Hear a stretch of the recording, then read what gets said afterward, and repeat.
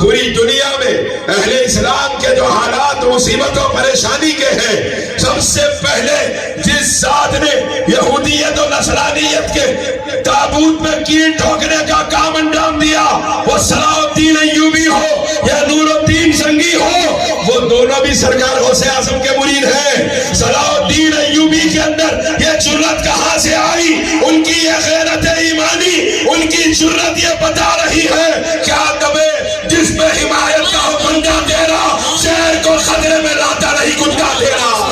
سبحان اللہ، بہت خوب، کیا بات ہے، بہت عمدہ، بہت خوب، بہت خوب، سبحان اللہ، آپ غور فرمائیے، غوث اعظم کا دامن ہاتھ میں آ جائے تو کائنات ہاتھوں میں آ جاتی ہے۔ بے شک، اے اہل دل اب تم ہی کہو کہ کون سی بندش نرم کروں۔ بے شک، بہت خوب، اے اہل دل اب تم ہی کہو کہ کون سی بندش نرم کروں، ایک ہاتھ میں ان کا دامن ہے، ایک ہاتھ میں دونوں عالم ہے۔ بہت خوب، سبحان اللہ، رب کریم نے ہمارے اوپر بہت بڑا فضل فرمایا ہے۔ یاد رکھیے، مرنا ہے تو عاشق بن کے مرنا، عاشق بن کے مرنا، دوسرے کچھ بھی بنو، رہتے نہیں مانو، عاشق بن کے مر گئے تو عشق کی وجہ سے قیامت میں زندہ ہو جائیں گے انشاءاللہ۔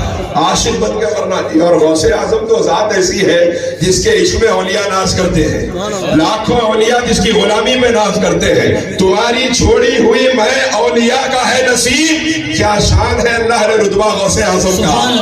اللہ تبارک و تعالیٰ نے شان ہی ایسی عطا فرمائی ہے بڑے پیر کو۔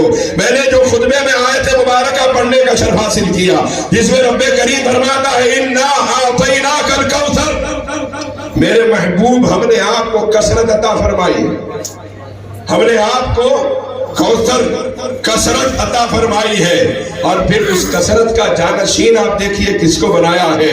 اللہ نے اپنے محبوب کو آل کی کثرت عطا فرمائی، محبوب کے وسیلے سے غوث اعظم کو اولاد کی کثرت عطا فرمائی، محبوب کو امت کی کثرت عطا فرمائی، تو محبوب کے وسیلے سے غوث اعظم کو سلسلے اور مریدین کی کثرت عطا فرمائی ہے۔ اللہ تبارک و تعالیٰ نے محبوب کو معجزات کی کثرت عطا فرمائی، محبوب کے وسیلے سے غوث اعظم کو کرامات کی کثرت عطا فرمائی ہے۔ ارے ایک دو کرامت ہو تو کوئی بیان کرے، جس کی زندگی کا چلنا پھرنا اٹھنا بیٹھنا کرامت ہو، اس ذات کو غوث اعظم کہا جاتا ہے۔ اور یہ کرامتیں کب سے ظاہر ہو رہی ہے؟ سبحان اللہ، پیدا ہونے سے پہلے سے ظاہر ہو رہی ہے، پیدا ہونے سے پہلے سے۔ لیکن میں ایک واقعہ سناؤں گا، جو کیونکہ بات یہ ہے کہ ذات بھی سنانا ضروری ہے، بات بھی سنانا ضروری ہے۔ آج کل ہمارے پاس ہو گیا ایسا، کوئی کرامت سنائے، فضیلت سنائے تو بات اسی پہ ختم ہو گئی، تعلیمات تک پہنچے ہی نہیں۔ کچھ ایسے ہیں جو تعلیمات ہی سناتے رہے، ذات نہ بتا سکے۔ ذات بھی بتانا ضروری ہے، بات بھی بتانا ضروری ہے۔ دیکھیے، جب تک ذات نہیں سمجھ میں آئی بات نہیں سمجھ میں آتی، یہ بات سمجھ نہیں دیا۔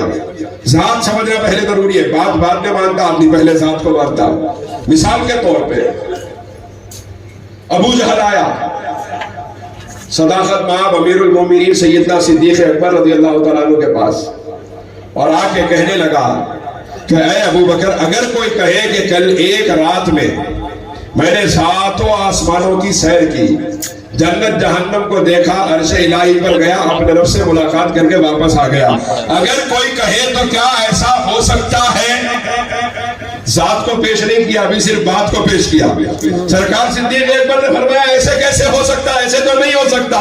جب یہ سنا تو ابو جہل نے کہا ارے یہ تو وہ کہہ رہے ہیں جن کو آپ رسول اللہ کہتے ہیں۔